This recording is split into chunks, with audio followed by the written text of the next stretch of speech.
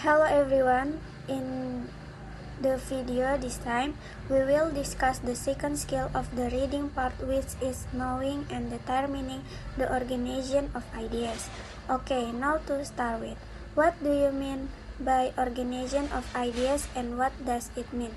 To recognize the organization of the ideas and a given shared reading passage. Jadi maksud perorganisasiannya, apa saja topik utama yang dibahas ide-ide dalam bacaan tanpa masuk ke detailnya.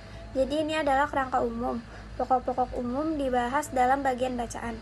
Biasanya akan ditanya tentang informasi-informasi umum yang terdapat pada bagian tersebut secara keseluruhan atau paragraf tertentu.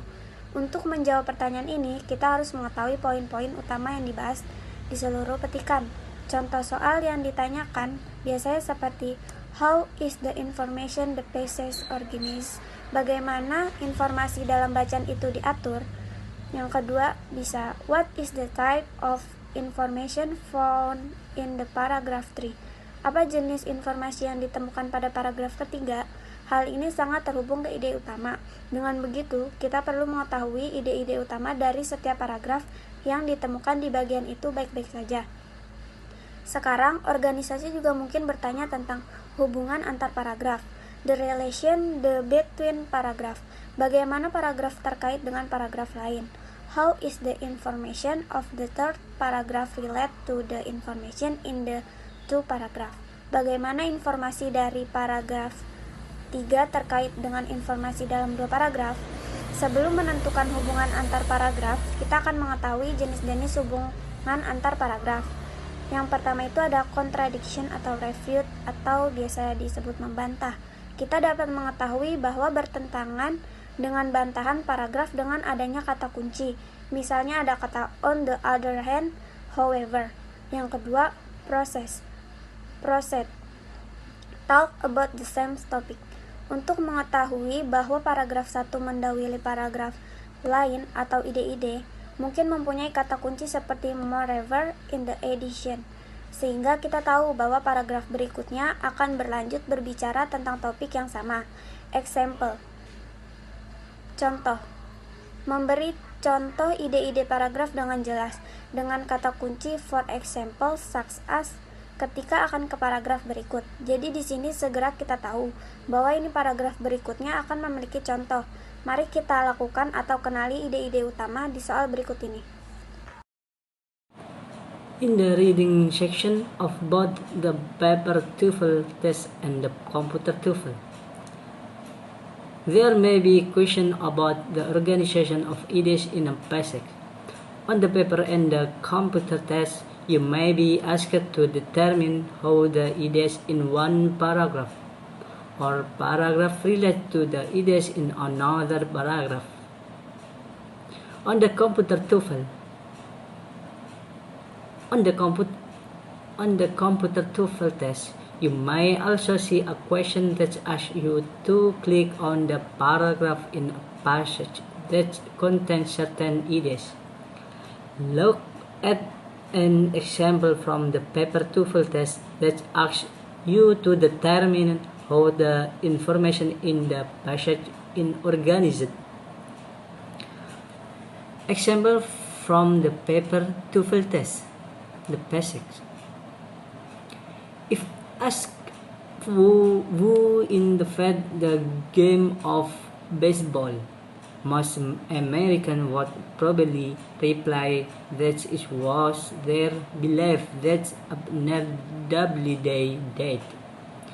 They believe this because the story about Doubleday is part of the tradition of baseball. Doubleday was given credit for this invention early in the 20th century when sporting goods manufactured. Spalding inaugurated in commission to research the question of who invented baseball in 1908 years. A report was published by the commission in which Upton Doubleday, a U.S. Army officer from Cornerstone, New York, was given credit for the invention of the game. The National Baseball Hall of Fame was established in Cornerstone in honor of Doubleday. Today, most sport historians are in agreement that Doubleday really did not have much to do with the development of baseball. Instead, baseball seems to be a close relative of the English game of rounders and probably has English rather than American roots. Oke, saya jelaskan sedikit. Jadi untuk jawaban soal tersebut adalah A, yaitu an idea is presented and refuted. Karena pada paragraf ini bertentangan dengan informasi yang disajikan dalam dua paragraf yang berbeda, yang dimana paragraf ketiga berisikan bahwa sebagian besar sejarawan olahraga berpendapat bahwa Doubleday tidak ada hubungannya dengan perkembangan baseball.